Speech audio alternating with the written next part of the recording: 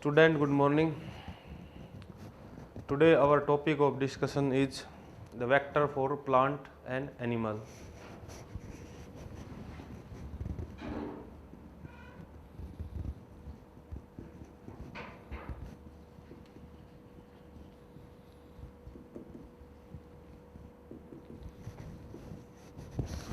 जो last video था हमारा, उसमें हमने वेक्टर्स के फीचर्स पढ़े थे कि एक वेक्टर के अंदर सेलेक्टेबल मार्कर होते हैं जो ट्रांसफॉर्म सेल को नॉन ट्रांसफॉर्म सेल से अलग करने का काम करेंगे।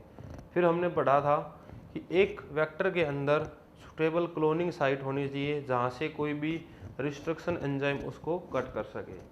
अब हमारा टॉपिक रहेगा कि भाई प्लांट और एनिमल में किस किस प्रकार के वेक्टर हम यूज़ करते हैं। तो स्टूडेंट, देखा गया कि एक बैक्टीरियम है, पैथोजन है, एग्रोबैक्टीरियम टूमीफेसियंस। जो एग्रोबैक्टीरियम टूमीफेसियंस है उसके अंदर एक प्लाज्मिड है, इसको बोलते हैं TI plasmid. TI mean tumour inducing plasmid. ये जो ट्यूमर इंड्यूसिंग प्लांट है या ट्यूमर इंड्यूसिंग प्लाज्मिड है, ये क्या करता है, किसी भी प्लांट सेल्स के अंदर जा करके उसको कैंसरस या उसको उसके अंदर ट्यूमर पैदा कर देता है, उस सेल्स को कैंसरस सेल बना देता है। तो हमने देखा यहाँ पे कि जो एग्रोबैक्टीरियम टूमीफेसियंस बैक्टीरिया है वो अपना टीआई प्लाज्मिड इंट्रोड्यूस करके प्लांट सेल को कैंसरस सेल के अंदर कन्वर्ट कर देता है।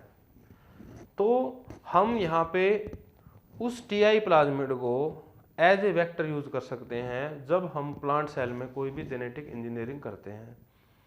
फिर हमारा टॉपिक है कि एनिमल में किस तरह के वेक्टर हम यूज कर सकते हैं। एनिमल में इसी तरह से देखा कि पैथोजन है रेट्रोवायरस, जो एनिमल सेल में अपने आप इंट्रोड्यूस हो जाता है और अपना आरएनए उस एनिमल सेल के अंदर डालने की कोशिश करता है। तो हम उस रेट्रोवायरस को एज ए वेक्टर यूज कर सकते हैं। तो देखते हैं इस टॉपिक को। हमने देखा कि प्लांट सेल्स में एक बैक्टीरियम है,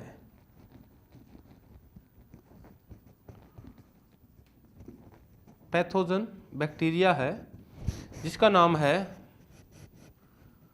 एग्रोबैक्टीरियम टूमीफेसियंस। ये जो एग्रोबैक्टीरियम टूमीफेसियंस है, ये स्टूडेंट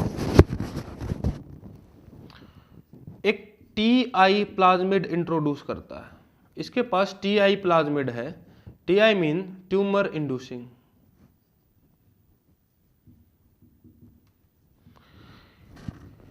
ये जो बैक्टीरिया है एग्रोबैक्टीरियम टूमीफेसियंस, ये प्लांट के ऊपर एज ए पैथोजेंस की तरह रहता है और प्लांट सेल यहाँ पे होस्ट का काम करती है। तो मान लीजिए ये प्लांट सेल है और ये बैक्टीरिया है एग्रोबैक्टीरियम टूमीफेसियंस, तो ये अपना टीआई प्लाज्मिड इन सेल्स के अंदर ट्रांसफर कर देता है, जिसके कारण ये सेल्स जो हैं वो कैंसरस सेल्स में तब्दील हो जाती हैं। तो जब कैंसरस सेल्स होंगी तो वहाँ पर हमें देखने को मिलेगा कि वहाँ पे सेल्स की अनकंट्रोल ग्रोथ होगी, जिससे एक कैंसर का रूप धारण कर लेगी या एक ट्यूमर बन जाएगा। तो हम प्लांट में जब हमें कोई जेनेटिक इंजीनियरिंग करनी होती है तो हम टीआई प्लाज्मिड का यहाँ पर यूज कर सकते हैं। तो आपसे क्वेश्चन आता है कि भाई प्लांट में अगर जेनेटिक इंजीनियरिंग करनी है तो किस तरह का वेक्टर हम यूज कर सकते हैं। तो आपका आंसर रहेगा एग्रोबैक्टीरियम टूमीफेसियंस बैक्टीरिया से टीआई प्लाज्मिड। इसी प्रकार से एनिमल्स के अंदर हम रेट्रोवायरस का यूज कर सकते हैं, क्योंकि जो ये रेट्रोवायरस होते हैं, मान लीजिए ये एनिमल सेल है, ये कोई एक रेट्रोवायरस का मतलब होता है आरएनए वायरस, या मैं कह सकता हूं group of RNA virus. Group of RNA virus को बोलते हैं, या group of RNA containing virus को हम बोल सकते हैं रेट्रोवायरस। ये रेट्रोवायरस अपना आरएनए एनिमल सेल्स के अंदर डाल देते हैं और यहाँ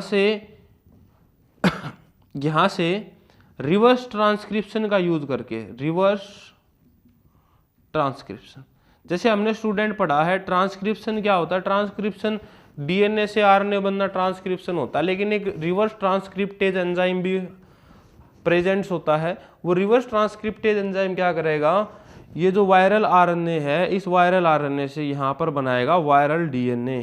क्या बनाएगा, वायरल डीएनए। और ये वायरल डीएनए हमारी एनिमल सेल्स के अंदर जो न्यूक्लियस है उसके डीएनए के साथ इनकॉर्पोरेट हो जाता है और नए आरएनए प्रोड्यूस होंगे और वो नए आरएनए नई सेल्स को इन्फेक्ट करने का काम करते हैं।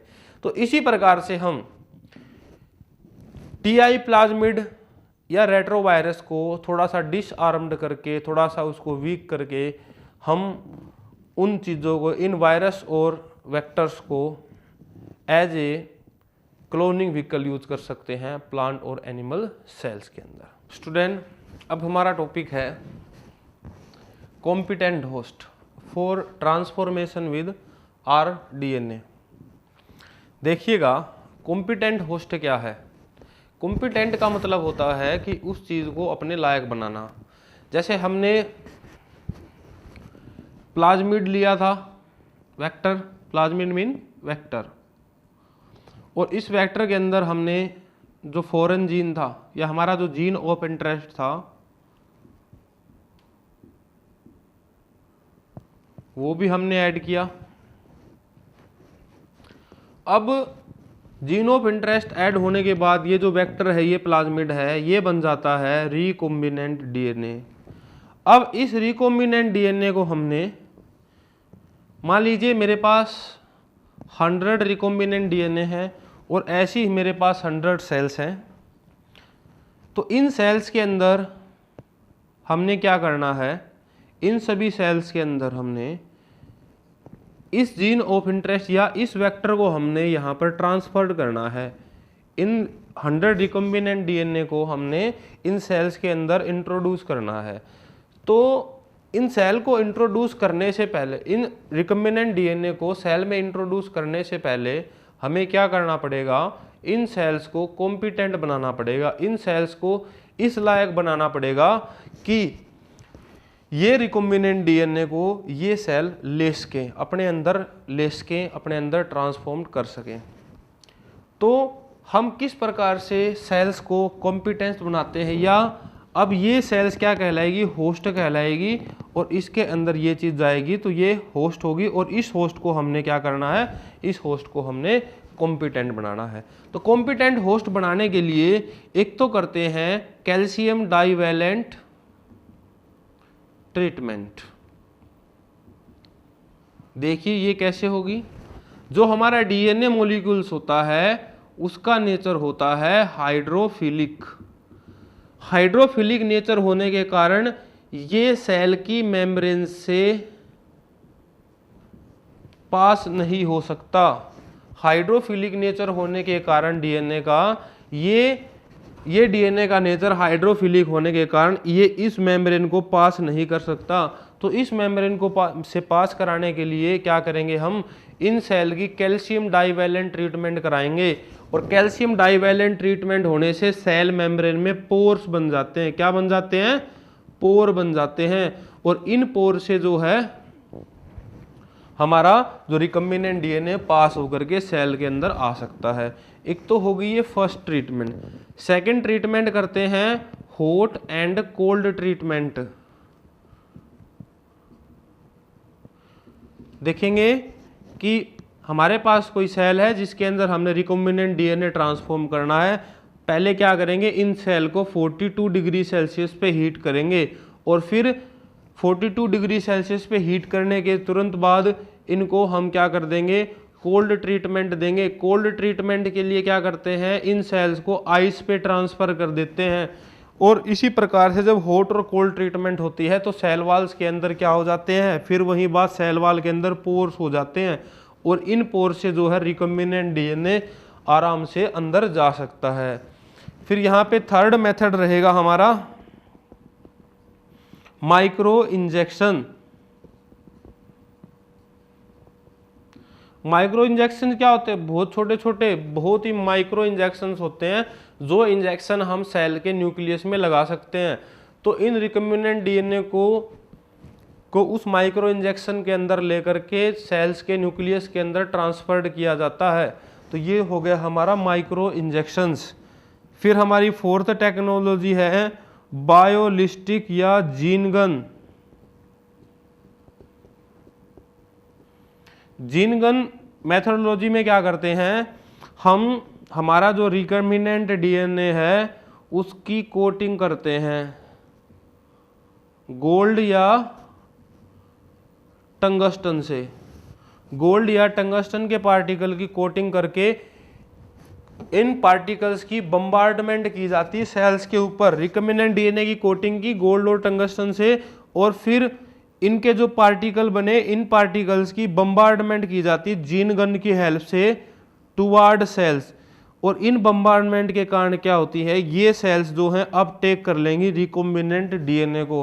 तो ये हमारे पास 4 मेथड हैं कॉम्पिटेंट होस्ट बनाने के लिए, या हमारा जो जीन या हमारा जो वेक्टर है रिकम्बिनेंट डीएनए है उस रिकम्बिनेंट डीएनए को सेल तक पहुंचाने के लिए।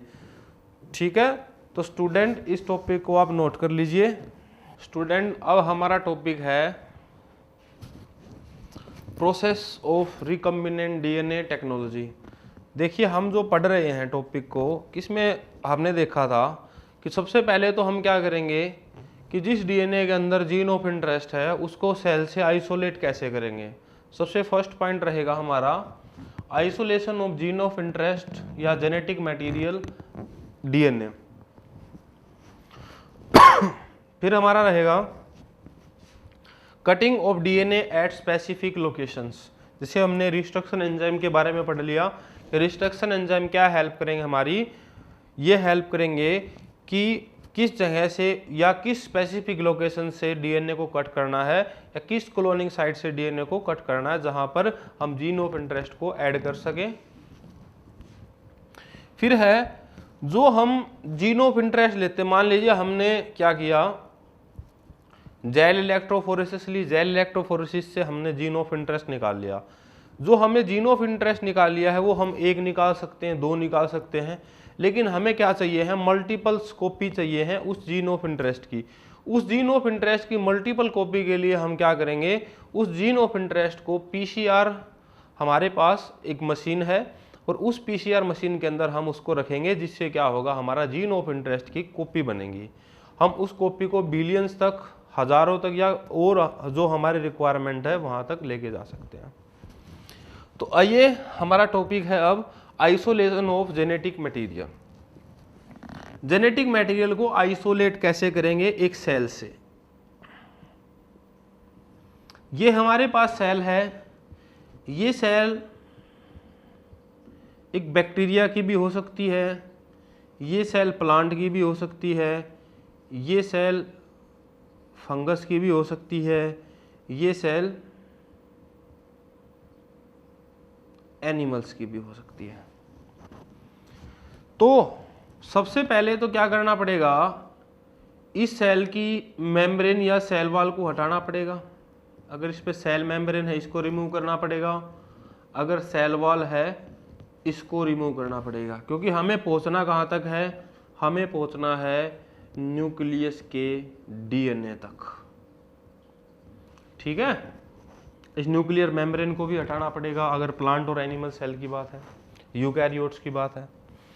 तो सबसे पहले हमें क्या करना पड़ेगा, इस मेम्ब्रेन को रिमूव करना पड़ेगा, सेल वॉल को रिमूव करना पड़ेगा। तो स्टूडेंट आप ध्यान रख लीजिए, अगर बैक्टीरिया से हमें मेम्ब्रेन को रिमूव करना है तो हमें इसकी ट्रीटमेंट करानी पड़ेगी लाइसोजाइम एंजाइम से। किससे, लाइसोजाइम से। प्लांट में सेलुलोज होता है तो उसके लिए हम कराएंगे सेलुलेज एंजाइम का यूज कराएंगे। फंगस के लिए हम यूज कराएंगे काइटिनेज। ठीक है स्टूडेंट, और हमें पता है हमारी जो एनिमल सेल मेम्ब्रेन है वो लिपिड की बनी होती है, तो इसके लिए यहाँ पे यूज कराएंगे लाइपेज। तो इस प्रकार से हम एनिमल और प्लांट की सेल वॉल को रिमूव कर सकते हैं। फिर हमारे पास रहेगा कि यहाँ पर जो डीएनए है वो डीएनए क्रोमैटिन की फॉर्म में है। तो क्रोमैटिन के अंदर क्या चीज़ है, क्रोमैटिन के अंदर डीएनए भी है, आरएनए भी है, क्योंकि जो न्यूक्लियोलस होता है उसके अंदर आरएनए होता है, और DNA RNA plus histone protein. अब परेशानी क्या रहेगी, अब ये रहेगा कि ये डीएनए आरएनए और हिस्टोन को कैसे रिमूव करें। तो हिस्टोन क्या है स्टूडेंट, हिस्टोन एक प्रोटीन है और प्रोटीन को हटाने के लिए इसकी ट्रीटमेंट करते हैं हम प्रोटीएज के साथ, और आरएनए को हटाने के लिए इसकी ट्रीटमेंट करेंगे आरएनएज एंजाइम के साथ। तो जो आरएनएज एंजाइम है वो आरएनए को रिमूव कर देगा और प्रोटीएज जो है वो हिस्टोन प्रोटीन को रिमूव कर देगा। तो इस प्रकार से स्टूडेंट हमारे पास, या इसके बाद भी हमें जो है यहाँ पर चिल्ड अल्कोहल की ट्रीटमेंट करानी पड़ेगी, जिससे हमारे पास लास्ट में डीएनए के प्योर प्रेसिपिटेट आ जाएंगे। ठीक है, तो इस प्रकार से हम जो है एक जीन ऑफ इंटरेस्ट का आइसोलेशन कर सकते हैं या जेनेटिक मटेरियल का आइसोलेशन कर सकते हैं।